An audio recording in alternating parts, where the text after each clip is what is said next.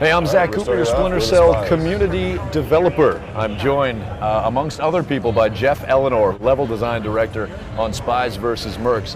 Jeff, we are playing Spies vs. Mercs Blacklist, and what that is exactly is 4 versus 4. We know that much. Can you maybe give us some details as to how this differs from the Spies vs. Mercs Classic, which we've previously shown off? All right, well, this is Blacklist Edition. So for starters, we got more people in the game. We're playing 4 people versus 4 people. And in Blacklist mode, it is really about the different relationships between the presets and the classes and the different loadouts that you can have and carry into the game. It tends to be a little faster paced with more people as well. All right, so now how does it work exactly in terms of the general approach to Spies versus Mercs? I mean, you know, we've got Spies in third-person perspective, we've got Mercs in first-person, but what does that exactly mean for the player experience? Obviously, they're very, very different. So as a mercenary, you're searching the environment. Well, I'm going to die here. Your job is to use what you're good at, which is shooting and you know, sort of the insane damage that you can provide. As a spy, you have the third-person experience, so you can see the environment and use it to your advantage. Now we're looking at your screen right now. You're in the respawn screen. As you can see, you're about to come back to life.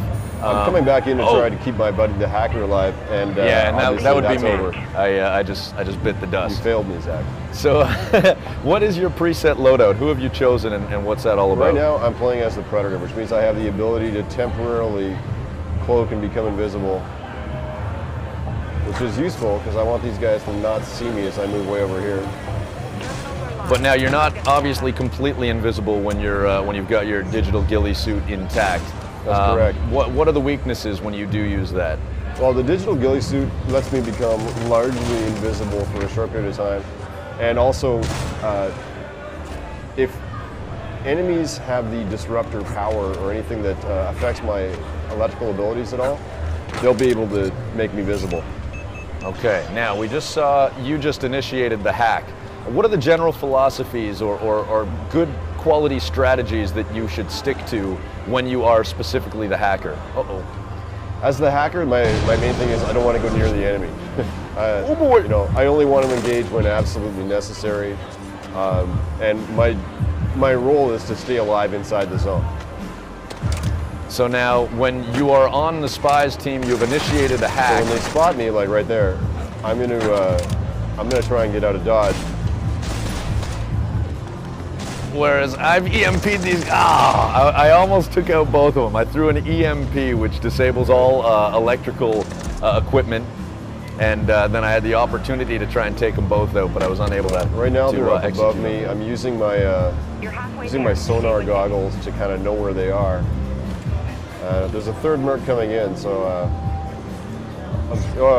somebody just saw me.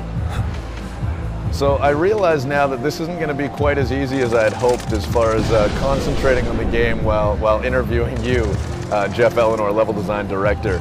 But I am going to drop down and kill this merc right here, which you can't see because we're watching Jeff's screen.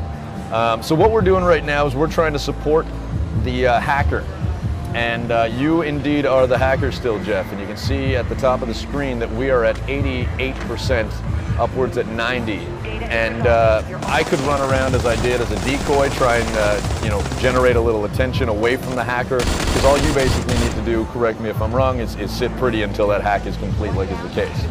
Exactly. At this point, you know, it got close for a minute there, and Merc got close to me and spotted me. But basically, what I'm doing is not being where he expects me to be. I'm going to take this guy out using the death from above. And death from above is really one of the hallmarks of the spy's strength.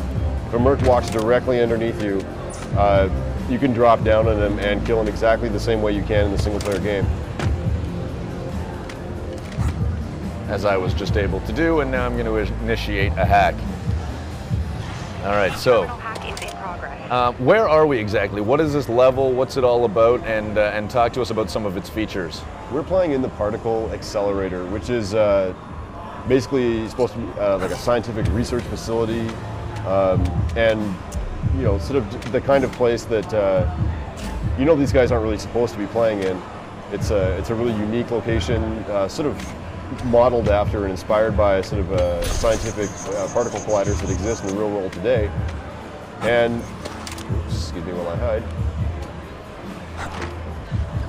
Whoa, whoa, oh boy. Oh, tried to rush a Merc head on. Yeah, I'm in bad trouble idea. here. I'm the hacker, and I got like 3 Mercs bearing down on me. Right. So talk to us about what we're seeing there in your respawn screen. In the respawn camera, on the spy team, I can switch between my teammates and see what they're doing. Oh boy! Oh boy! So for example, I can see that you as the hacker are failing me. And now there's going to be that brief window, the 14 seconds, for the spies to restart the hack. But there's a lot of Mercs in that area. And it is worth noting that that's basically the exact same amount of time to respawn. So now that you can see directly affects the kind of core philosophies in terms of spies versus Mercs, where I'm gonna try and move around these guys. You know, it's not stealth advantage. It's not necessarily about getting kills. It's about completing the objective and really just staying alive.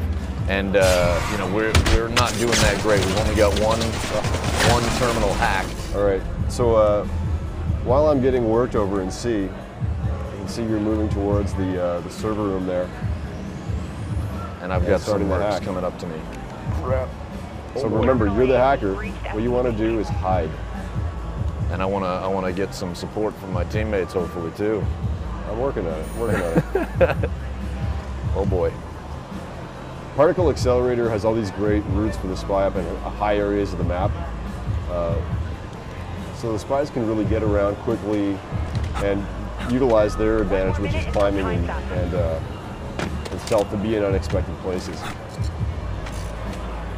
can see they might be close to you there. Okay. One of them's figured out where I am. Yeah, I'm seeing this with the silhouettes. Thankfully, you know, as the hacker, they're going away from my situation. I'm gonna tag these guys. I got taken out by a proxy mine. So you're doing great.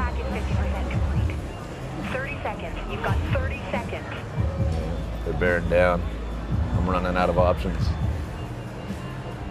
Oh, that's not at all what I wanted to do. Remember, you can climb up high on top of things, be in unexpected places. Okay. 10 seconds left. And we're at 75%. Now remember, the clock is going to get extended.